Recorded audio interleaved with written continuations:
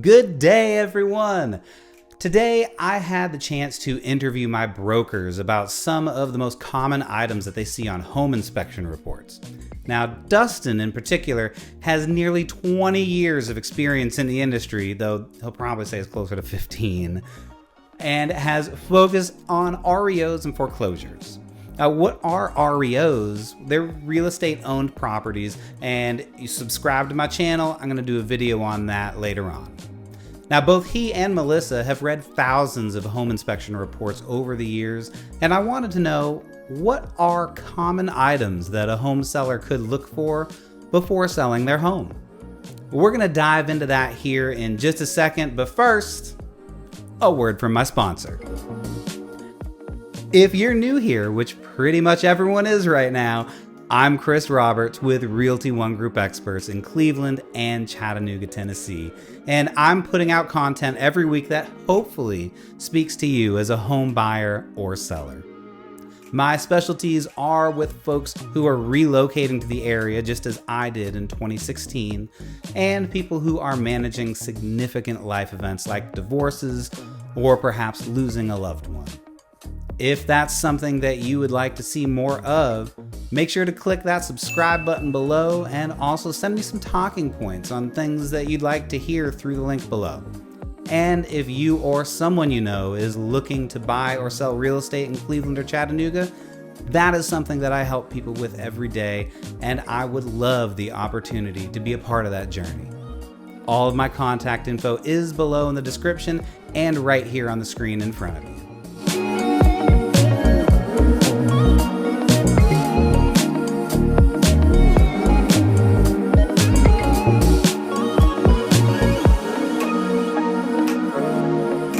All right, so while a pre-listing inspection can often be a really great thing to prevent too many surprises during your home sale, I've got a few items here that you can easily check as a homeowner and either take care of yourself or have someone else fix it, and it won't cost you a whole ton of money.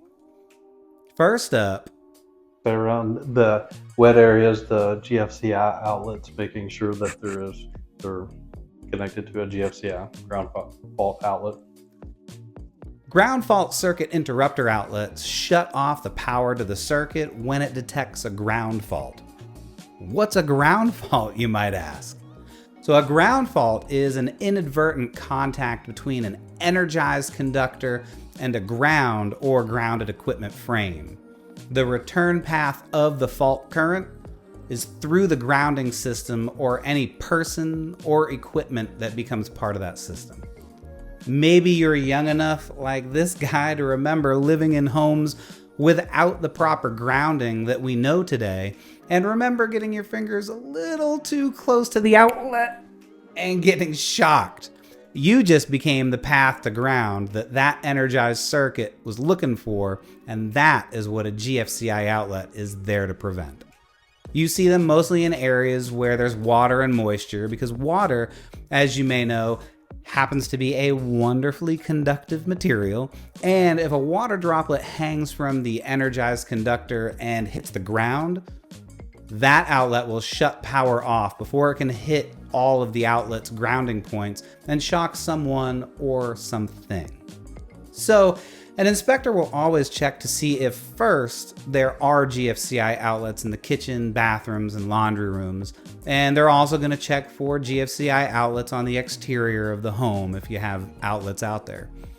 If the outlets themselves are not GFCI protected outlets, the entire circuit could be GFCI protected just through the breaker in the panel. But Chris, how do I check to see if the circuit is GFCI protected? So you can get a GFCI tester like this one for like 12 or 13 bucks at your home improvement store, and you stick it in the outlet, hit the button, and if the circuit pops, you're good. This tool will also tell you if the wiring might be a little screwy.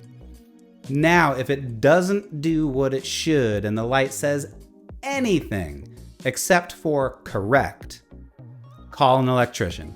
Electricity is really nothing to mess around with. Next, we're going to move into the utility closet and check that water heater. The pan underneath your hot water heater and it's a cheap fix. Yeah.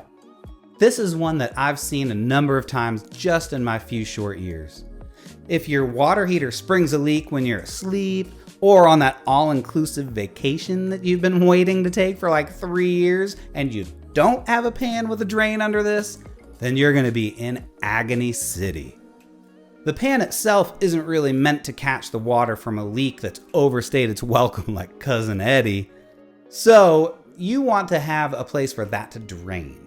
If you're having a new house built, they can incorporate this into the drain pipes that go out to the sewer or septic, or you can route it underneath your house and drain it away from your foundation. This can also come in really handy when you do your annual water heater drain to clean out the sediment inside of your water heater. Now, I'll tell you, this thing is impossible to move when it's full. So if you don't have a drain pan and you want to put one under, you really have to hook up a hose, run it outside to drain the water heater first. Now, speaking of water and drainage, The rain gutters, making sure that the downspouts are put on and pushing the water away from the house, because we see a lot that just drop off up there. So, and that can cause water intrusion. So, a cheap fix. And making sure that your gutters are nice and clean. A lot of the things that are found typically are things that could be deferred maintenance. the water coming off your roof can be one of the most damaging things to your home. Having the yard properly graded away from your foundation is critical, and having the rain able to move far away from the exit of the downspouts is also super important. Just get a downspout extension, or at the least a splash block. They're super inexpensive and help to make sure that the water isn't damaging the structure of your home. Now, keeping up with the Joneses, it's a race that'll never be won, I don't think. And if you have decking boards or columns on the side of your house that are painted, anything that may have paint on it that has chip paint, it can also get hit on not just by a home inspector, but an appraiser's. Properly maintaining your exterior and interior paint is something that may not necessarily show up on a home inspection unless it's like super bad. But if you're in a house that was built before 1978 and have chipped paint, I can almost guarantee that an FHA or VA appraiser is going to make note of that and have you scrape it and repaint it before you'll be allowed to close on the transaction. It's happened to me, and we were maybe 4 or 5 days to closing, and the appraisal came back and said that the paint on the exterior of the garage and the foundation cinder blocks was chipping, needed to be scraped and repainted. It wasn't exactly what I had in mind for my weekend, but hey, it had to get done. So if you see some chipping paint, the house was built before 1978, and you want to have access to as many buyers as possible that might be utilizing an FHA or VA loan, just fix the chipping paint before you list the house. Just my 2 cents. Now, one of the biggest items, and probably one of the most frequently asked about, is going to be the roof. Other things that we see is turned or flipped shingles, missing shingles, nail pops in the shingles where the nail's coming out. I mean, there's a lot of things that go on a roof and we're not on there. If your roof is past the halfway point for its expected lifespan, get it checked out by a roofing contractor. You'll want to have them check for things like missing shingles, popping nails, disintegrating aggregate that might be filling the gutters, or UV damaged boots, and sometimes even roof ventilation is non-existent. By having a contractor up there to give you an estimate on the work, they'll be able to tell you if anything should be repaired or replaced and what that could cost. Then there'll be one less potentially huge surprise when a buyer has their own inspector take a look. All right, that is going to do it for today. I really appreciate the time that you spent in watching this video. And if you even found a little nugget of wisdom here, please click the like and subscribe buttons.